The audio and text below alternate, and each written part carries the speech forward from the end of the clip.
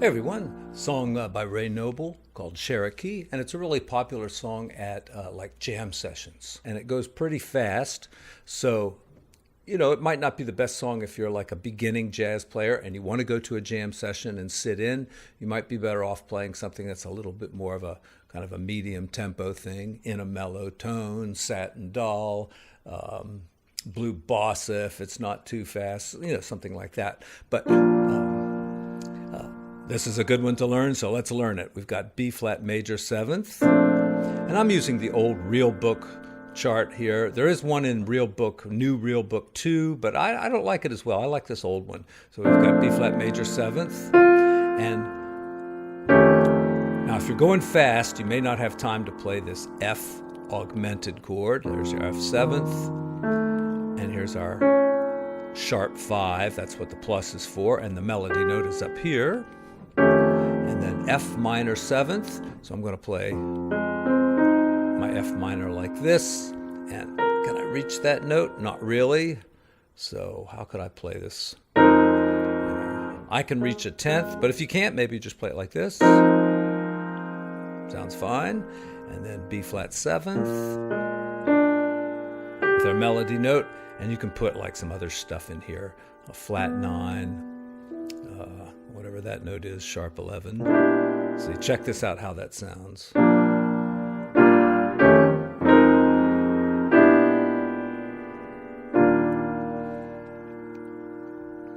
And here it looks like I'm playing G minor 7th, but with the E flat down here, it's an E flat major 7th chord. That is the 9th. For A flat 7th, maybe root and 5th, but when you have a sharp 11 and it's a dominant chord anyway, a lot of times you leave that 5th out. So let's leave it out and put a 3rd in instead. 7th, 9th, sharp 11. That's a good chord. That's another one. And then here we go back to B flat. The other real book doesn't even have a melody note here, so I don't know what's up with that. And I prefer to leave that D minor 7th out, so let's not play it, or we could. And then right into C 7th, but it's a 9th. I left the 5 out because, I can put other notes in there. All of those notes would be nice. C minor 7th, like this. D minor 7 flat 5 like this. G7, maybe with a flat 9. And it's a really low chord, so just, don't play stuff like that. Play just a C octave or something, and then make the rest of the chord up here. F 7th, let's go the 7th and the 3rd. The melody note gives us the plus sign because that's the sharp 5. And then we're back to the beginning. I'll play the A section again, and then we'll talk about the bridge and, what you really need to know to improvise on this song.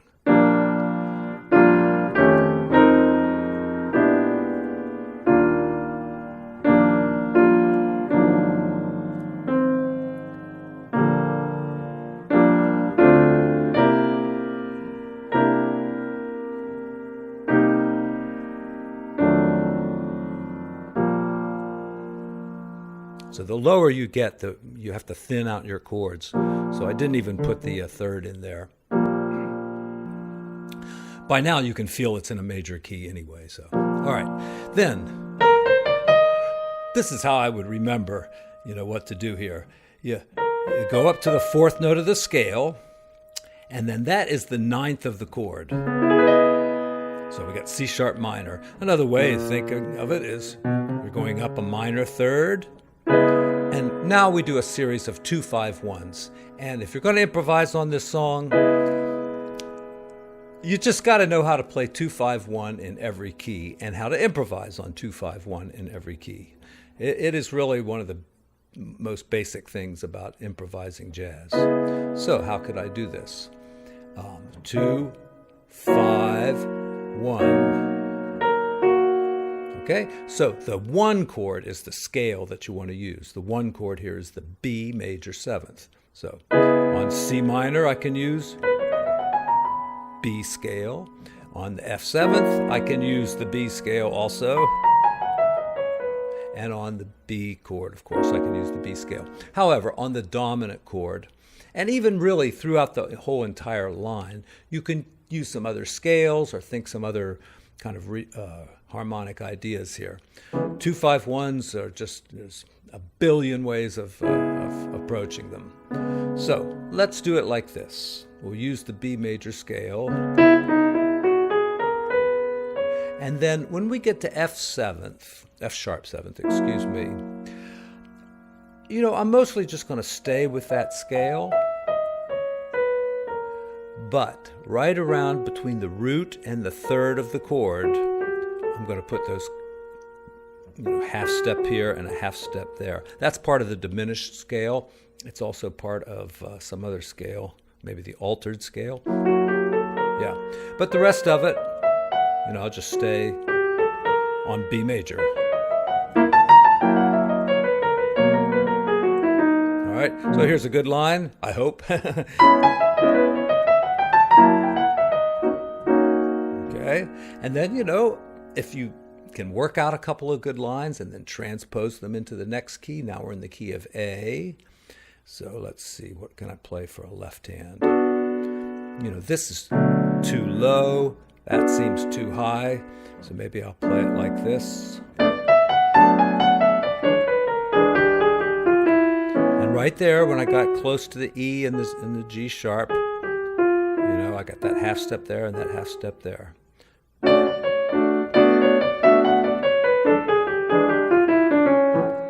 And, you know, mostly just using A major scale. A major scale on the B minor 7th. I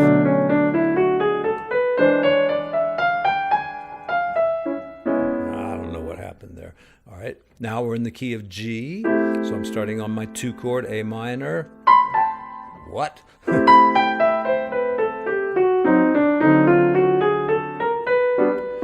I'm using some chromatic notes.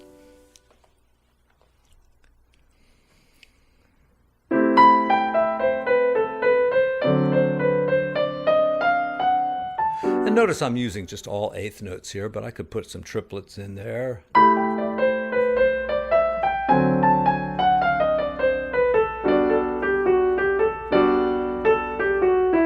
Then we have another, seems like it's going to be a 2-5-1 into F. That would be the logical thing, but we only do the 2 and the 5. And then another 2 and 5, which actually gets us back to our original key of B flat. All right, so now let me see if I can take a high-powered solo on this section.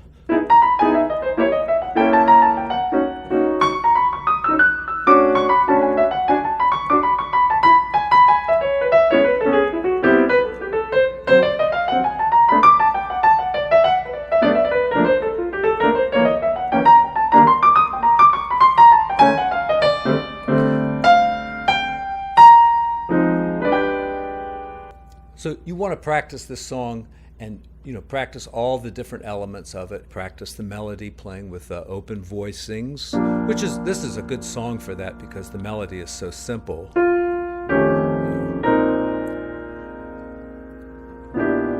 Then maybe looking for some rootless voicings if you like, and at the same time perhaps working out a bass line. You know, even if you're not going to play and have to play left-hand bass, or, you know, you're not going to really use this method, it's still a good thing to practice, which I've discovered rather late in life, because once you get your left hand going, you know, you can improvise with both hands. You know, keep that line going with your left hand, or play some chords up here. That sounds pretty good too. Anyways, let's look at those rootless voicings. All right, and I'll play a bass line too.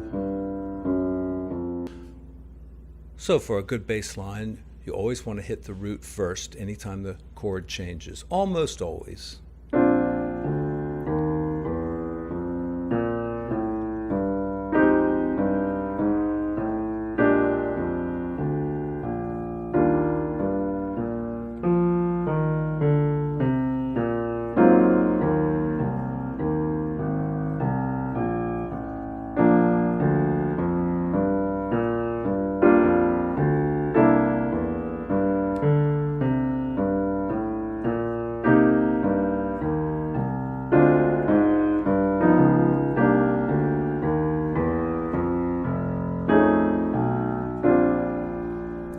And some of the voicings I probably used: F minor 7th, B flat 7th, or this one, or that one, or that one, or that one, or that one, or that one, or that one, or that one. Try this one first. E flat major 7th, A flat dominant, or maybe a B flat major. Doesn't really say what kind of chord it is, so this is a 6/9. You could do a major 7th like this. Then C 7th. This is a good one. Or just these 3 notes is fine. Usually on the 2 chord also, you don't want to play an altered chord like this is C 7th with a sharp 9. That usually doesn't fit very well if it's a 2 chord. You're in key of B flat, so the 2 chord is C. It's usually a minor chord, but in this case it's a major or it's a dominant chord, and you usually don't want to alter the tension. So just a regular 9 or even a regular 13 usually works the best, because listen, if you're soloing here,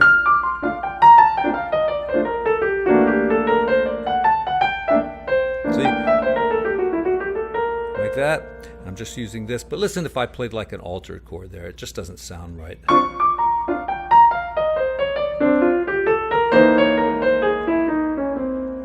I mean, it kind of does, but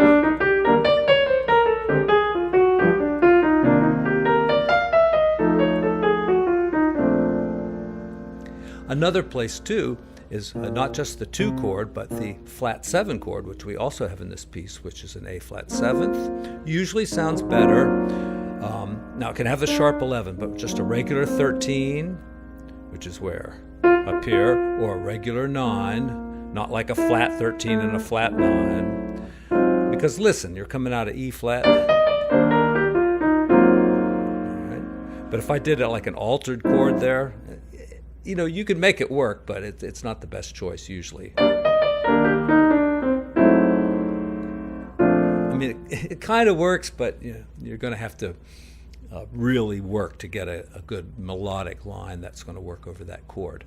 So on the 2 chord, an unaltered dominant 7th, or on the flat 7 chord, which is A flat, another unaltered chord. Okay, in the bridge. And this should just be part of your basic routine. If you're up to this level where you're doing rootless voicings, 2-5-1s, change that to a minor, change that one to a minor, 2-5-1, and it's getting a little low, so I can use the other version of this. So where was I? Instead of here, I'll come up here, go like this. So those 4 notes, then just move the bottom one, and then there's B. B is the easiest rootless voicing, because all you have to do is go like that, just hit the black keys, right? Glissando, whatever you want to do. Yeah, so if you're trying to show off, that would be dumb, very stupid. And then B minor. So, from B major, you got to lower the 3rd and lower the 7th. So now you have this to E to A, and then lower these 2 again. A minor to D7 to G. Lower these 2 again. G minor to C, and then C minor's right here, and F7 there. And maybe we could get away with something like a flat 9 or the flat 13 there. In fact, on all these 2-5-1s, you can use any kind of dominant chord you want, unaltered, right? And just use the B major scale, or make it altered or diminished or something like, right? Or this way, even with more tension and kind of bite to it, is an altered chord. And notice, all right, this is the same thing that's going to work on the C 7th up there in the A section, right? Playing this, kind of playing a scale like that, all right? That's also F sharp altered. Works perfectly right here.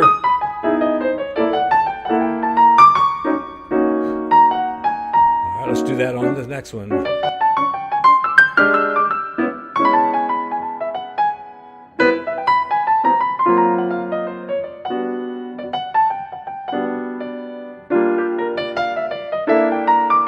And right there, an altered might work.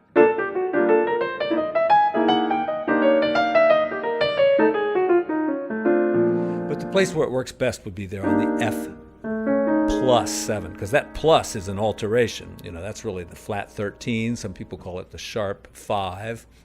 Some folks call it a sling blade. I call it a kaiser blade. I call it a sling blade. Why do I keep doing that? I don't know. All right, there's the song.